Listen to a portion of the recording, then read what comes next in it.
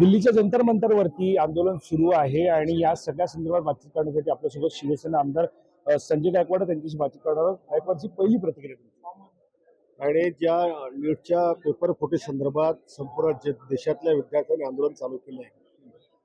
लहानपणापासून 20-25 वर्ष त्यांनी मेहनत करायची आणि ऐन वेळेस ज्या पेपर फोडून कोणीतरी पास व्हायचं आणि या लोकांवर अन्याय करायचा, ही 100% चुकीची गोष्ट आहे. आणि म्हणून सरकारने त्यामध्ये कडक पाऊल उचललं, पेपर फूट करणारे पकडले, सगळ्या गोष्टी पकडल्या. परंतु आज त्यांचं जे म्हणणं आहे की धर्मेंद्र प्रधान यांच्यावर कारवाई करावी. आता खरं तर आंदोलनकर्ते विद्यार्थी हे कोणा जातीचे नाही, कोणा धर्माचे नाही, कोणा पक्षाचे नाही आहे. त्यांच्यावर जो अन्याय झाला तो भविष्यात अन्याय होऊ नये ही त्यांची रास्त मागणी आहे. आणि अशा विद्यार्थी जे आज आपल्या लेकरासारखे त्यांच्यावर अगदी जनावरांसारखा लाठीचार्ज करणं, त्यांच्यावर बंदुका रोखणं. अरे तुमच्या लेकरासारखे लेकरं आहेत ते, तुमच्या लेकराबरोबर मध्ये त्यांच्यावर तुम्ही बंदुका रोखतात. अगदी असं जणू काही आतंकवादी टिपण्यासाठी आपण करतोय. हे 100% चुकीचं आहे. ते विद्यार्थी आहेत आणि या देशाचं भविष्य आहे.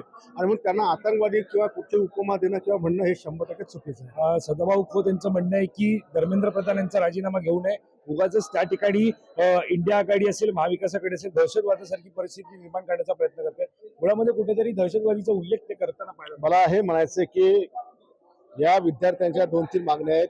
पेपर फुटीचा प्रकार सरकारने बाहेर काढला, आरोपी अटक केले, अजूनही शोध चालू आहे.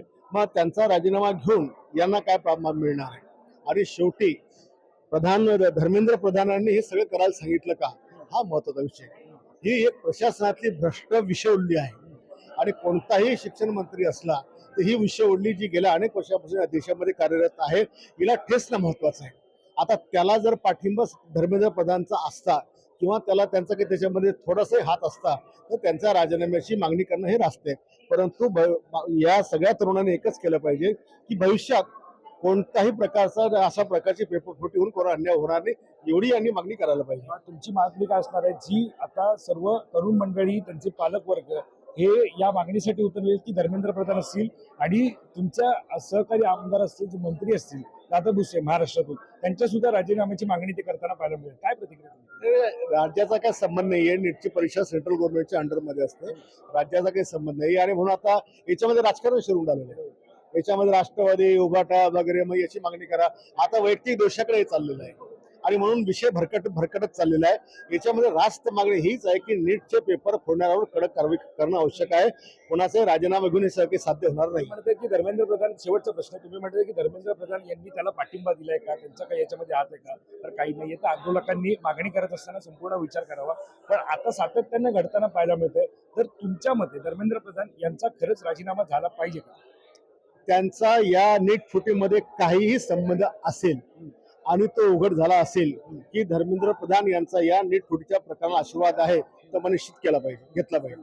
आपण पाहतो या ठिकाणी संजय शिरसाट यांनी थेटपणे विद्यार्थ्यांची बाजू घेत एकंदरीत ज्या प्रकारे आंदोलन जंतर मंतर सुरू आहे त्यावरती भाष्य केलं. मात्र महत्वाचं आहे ते म्हणजे की जर धर्मेंद्र प्रधान यांचा या सगळ्यामध्ये हात असेल तर त्यांचा सुद्धा राजीनामा घेतला पाहिजे असं सुद्धा त्यांनी म्हणलं. कॅमेरा पर्सन अतुष करू सर, वैभव पाटील, मुंबई.